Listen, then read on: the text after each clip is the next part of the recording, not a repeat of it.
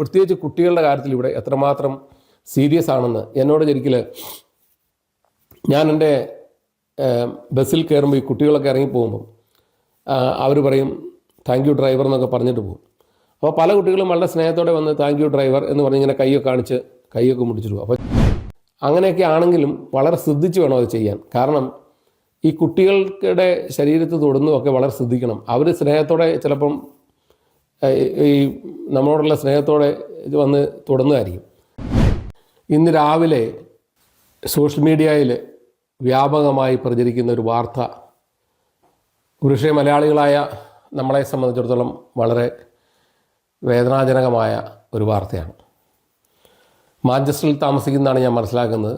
ജിതിൻ എന്ന് പേരായ ഒരാൾ ഒരു 13 വയസ്സുകാരിയായ പെൺകുട്ടിയുമായി ചാറ്റ് ചെയ്യുകയും അവർക്ക് വളരെ പെർവേറ്റഡ് ആയിട്ടുള്ള വീഡിയോസ് അയച്ചു കൊടുക്കുകയും അവരെ സെക്സിന് ക്ഷണിക്കുകയും ചെയ്ത വിഷയം ഇവിടുത്തെ ഒരു സോഷ്യൽ ഓർഗനൈസേഷൻ കണ്ടുപിടിച്ച് അയാളെ ഇൻട്രോഗേഷൻ നടത്തി പോലീസിനെ ഏൽപ്പിച്ചു കൊടുത്ത വാർത്തയാണ് നമ്മൾ കണ്ടത്. അതിൻ്റെ ഫുൾ വീഡിയോ ഞാൻ കേട്ട് കഴിഞ്ഞപ്പം അദ്ദേഹത്തോട് ഈ ഇൻട്രോഗേറ്റ് ചെയ്യുന്ന ആളുകൾ, ചോദ്യം ചെയ്യുന്ന ആളുകൾ ചോദിക്കുന്ന ചോദ്യങ്ങളെന്ന് പറയുന്നത് 13 വയസ്സായ ഒരു കുട്ടിയെ ആണെന്ന് അറിഞ്ഞിട്ട് നീ എന്തുകൊണ്ട് ഇത് ചെയ്തു? അതുപോലെ തന്നെ അത് ചോദിച്ചപ്പോൾ പറഞ്ഞത് ഞാൻ എൻ്റെ മദ്യപാനത്തിൻ്റെ ഭാഗമായിട്ടാണ്, മദ്യപാനം കൊണ്ടാണ് ചെയ്തത് എന്നാണ്. അപ്പം അവർ ചോദിക്കുന്നുണ്ട്, ഒരു വീക്ക് ഫുള്ളായിട്ട് നീ മദ്യപിച്ചിട്ടാണോ ഇത് ചെയ്തത്? ഒരു വീക്ക് മുഴുവൻ, ഒരു ആഴ്ച മുഴുവൻ നീ കുട്ടിയായിട്ട് ചാറ്റ് ചെയ്തല്ലോ, അപ്പോൾ നിനക്ക് അപ്പോൾ മുഴുവൻ മദ്യമായിരുന്നോ എന്ന് ചോദിച്ചു. അതുപോലെ തന്നെ how old this country you have to sex with, അതായത് നിങ്ങൾക്കറിയാവോ ഒരാളുമായിട്ട്, ഒരു പെൺകുട്ടിയായിട്ട് സെക്സിൽ ഏർപ്പെടാൻ എത്ര വയസ്സാണ് ഈ നാട്ടിലെ നിയമം എന്നറിയാമോ എന്ന് ചോദിച്ചപ്പോൾ 18 വയസ്സാണ് എന്ന് അവൻ പറയുകയും ചെയ്തു. അതുപോലെ നീ ഈ വിവരം അറിയുമ്പോൾ നിൻ്റെ മക്കളും അതുപോലെ തന്നെ നിൻ്റെ ഭാര്യയും അനുഭവിക്കുന്ന വിഷമങ്ങൾ നിനക്കറിയാവോ എന്നൊക്കെ ചോദിച്ചപ്പോൾ അദ്ദേഹം ഒന്നും മിണ്ടുന്നില്ല.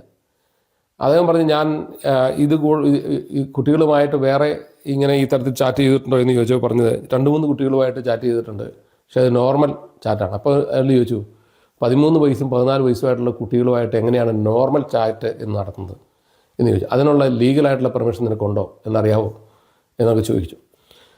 അതുപോലെ ഈ നിൻ്റെ ഈ ഫാമിലിയിലെ പാവങ്ങളായിട്ട് കുട്ടികൾ, നിൻ്റെ ഭാര്യയും പാവത്തുങ്ങളായിട്ടുള്ള നിൻ്റെ ഭാര്യയൊക്കെ അനുഭവിക്കുന്ന ഇങ്ങനെ ഒരു പ്രവൃത്തി ചെയ്യുമ്പം അനുഭവിക്കുന്ന മാനസിക വ്യത എന്താണെന്ന് നിനക്കറിയാമോ? അങ്ങനെ കുറേ ചോദ്യങ്ങൾ അവർ ചോദിച്ചു. അപ്പോൾ ഇതിന് പലതിനും ഇദ്ദേഹം മറുപടി പറയുന്നില്ല. ഇദ്ദേഹം മിണ്ടാതിരുന്ന് കേൾക്കുകയാണ് ചെയ്തത്.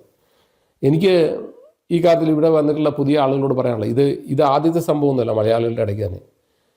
ഇങ്ങനെ ഒരു കമ്മ്യൂണിറ്റി ഗ്രൂപ്പ്, പോലീസൊക്കെ ഉൾപ്പെടുന്ന ഒരു കമ്മ്യൂണിറ്റി ഗ്രൂപ്പ് ഈ തരത്തിൽ പ്രവർത്തിക്കുന്നുണ്ട് ഇവിടെ. നിങ്ങളോട് അനാവശ്യമായിട്ട് ആരെങ്കിലും, അത് തന്നെയല്ല ഇദ്ദേഹം ചെയ്തിരിക്കുന്നത്, ഇതിൻ്റെ ക്ലീൻ എവിഡൻസ് എന്ന് പറഞ്ഞാൽ ഇദ്ദേഹം ഫേക്കായിട്ടുള്ള ഒരു ഫേസ്ബുക്ക് അക്കൗണ്ട് ഉണ്ടാക്കിയാണ് ഇത് ചെയ്തിരിക്കുന്നതാണ് ആ വീഡിയോയിലൂടെ നമുക്ക് മനസ്സിലാകുന്നത്.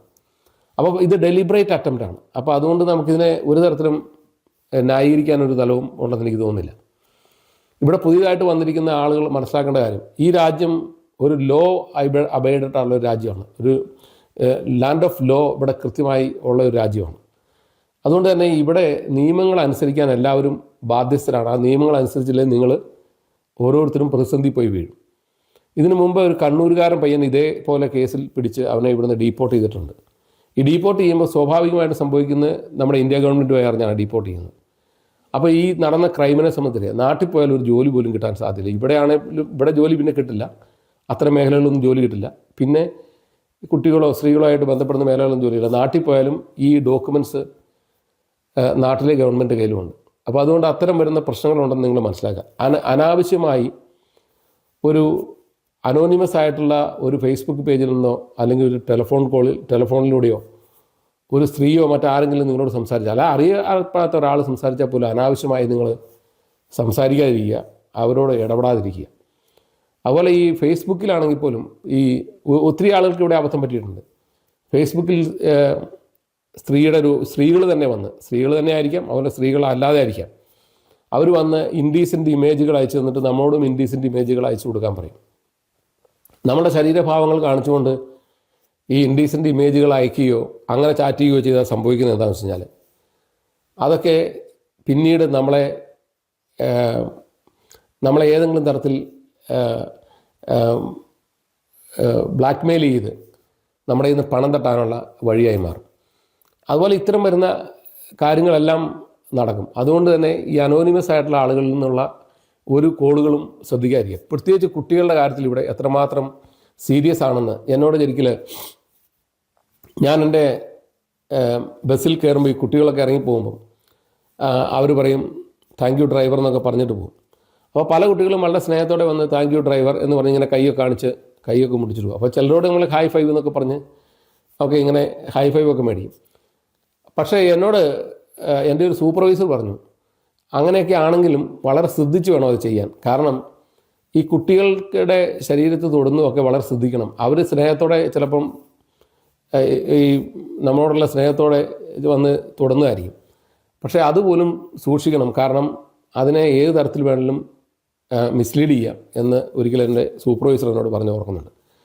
അതിപ്പോൾ ഞാൻ വളരെ ശ്രദ്ധിച്ചാണ് അത്രയും പോലും ചെയ്യാറുള്ളത്. കാരണം കുട്ടികളുടെ കാര്യത്തിലൊക്കെ അത്രമാത്രം ശ്രദ്ധയുണ്ട് ഇവിടുത്തെ സർക്കാരിന് എന്ന് മനസ്സിലാക്കണം.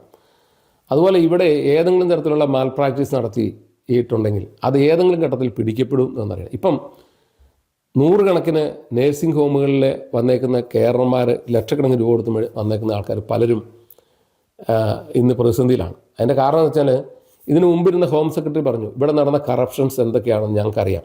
20 ലക്ഷം രൂപ കൊടുത്ത് ഇല്ലാത്ത തസ്തിക ഉണ്ടാക്കിയാണ് ഈ നേഴ്സിംഗ് ഹോമിൽ ആളുകൾ വന്നേക്കുന്നത്. അപ്പോൾ അതിൻ്റെയൊക്കെ അതിൻ്റെയൊക്കെ പരിണിത ഫലമാണ് ഈ 15 വർഷം എന്ന് പറയുന്നത് ഇപ്പം ഈ PR ആക്കുകയൊക്കെ ചെയ്തിരിക്കുന്നത്. അപ്പോൾ അതുകൊണ്ട് നിയമാനുസൃതമല്ലാതെ ഇവിടെ പ്രവർത്തിക്കുന്ന കാര്യങ്ങൾ നിയമാനുസൃതമല്ലാതെ പ്രവർത്തിച്ചാൽ അതിൻ്റെ ദുരന്ത ഫലങ്ങൾ ഇന്നല്ലെങ്കിൽ നാളെ ഉണ്ടാകും. അപ്പോൾ അതുകൊണ്ട് ഇത്തരം കാര്യങ്ങളിലൊക്കെ ആളുകൾ പ്രത്യേകിച്ച് സ്ത്രീകളോട് സംസാരിക്കുമ്പോഴും നേഴ്സിംഗ് ഹോമുകളിൽ തന്നെ പലരും നേഴ്സിംഗ് ഹോമുകളിൽ ചെന്ന് ആയുർവേദമില്ലാത്ത ആളുകളാണെന്നോർത്ത് അവരെ പലപ്പോഴും മിസ്യൂസ് ചെയ്തതായിട്ട് കണ്ടിട്ടുണ്ട്. അതൊക്കെ പിടിക്കപ്പെടുകയും അവരൊക്കെ വലിയ പ്രശ്നത്തിലേക്കും പോയി വീഴും. ഞാനിത് ഈ വീഡിയോയിൽ പറഞ്ഞതിൻ്റെ കാരണം എന്ന് വെച്ചാൽ ഈ മാഞ്ചസ്റ്ററിലുള്ള മലയാളി അസോസിയേഷൻ്റെ ആളുകൾ ആരെങ്കിലും ഇത് കേൾക്കുന്നുണ്ടെങ്കിൽ ആ കുടുംബത്തെ ഒന്ന് അഷുർ ചെയ്യണം. അതായത് ആ 4 കുട്ടികളും ഭാര്യയുമുള്ള അവരുടെ മാനസികവേദന എന്താണെന്ന് ഇപ്പോൾ എനിക്ക് മനസ്സിലാകുന്നുണ്ട്. നമ്മളിങ്ങനെ ഒരു കാര്യത്തിൽ പെട്ടാൽ നമ്മുടെ ഭാര്യയ്ക്കും കുട്ടികളും അനുഭവിക്കുന്ന പ്രശ്നങ്ങൾ എത്രമാത്രം തീവ്രമാണെന്ന് നമുക്ക് അറിയാം. അതുകൊണ്ട് തന്നെ ആ മാഞ്ചസ്റ്ററിലെ മലയാളി അസോസിയേഷനിലോ സാമൂഹിക പ്രവർത്തകരുടെ ആയിട്ടുള്ള ആളുകൾ ആരെങ്കിലും ഈ കുടുംബത്തെ അറിയാമെങ്കിൽ ആ കുടുംബത്തോടും കുട്ടികളോടും നിങ്ങൾ യാതൊരു തരത്തിലുള്ള ഒരു വലിയ അതിരുകടന്ന സാഹസത്തിലേക്കൊന്നും പോകരുത്. നിങ്ങൾ ഇതിനെ അതിജീവിക്കണം. ഇത് ഉണ്ടായ ഒരു പ്രശ്നം എന്നുള്ള നിലയ്ക്ക് ചിലപ്പോൾ അവനെ സാക്ക് ചെയ്യുമായിരിക്കും, അവനെ ഡീപ്പോർട്ട് ചെയ്യുമായിരിക്കും. പക്ഷേ നിങ്ങൾ സർവൈവ് ചെയ്യണം, അത് നിങ്ങൾ ജീവിക്കണം. നിങ്ങൾ ഒരു തരത്തിലുള്ള പ്രതിസന്ധിയിലേക്കും പോകരുത് എന്ന് പറഞ്ഞ് മനസ്സിലാക്കണം. കാരണം അവൻ്റെ ഭാര്യയും കുട്ടികളും അനുഭവിക്കുന്ന മാനസിക വ്യത എന്താണെന്ന് മനസ്സിലാക്കാൻ നമുക്ക് ഓരോരുത്തരും കഴിയും.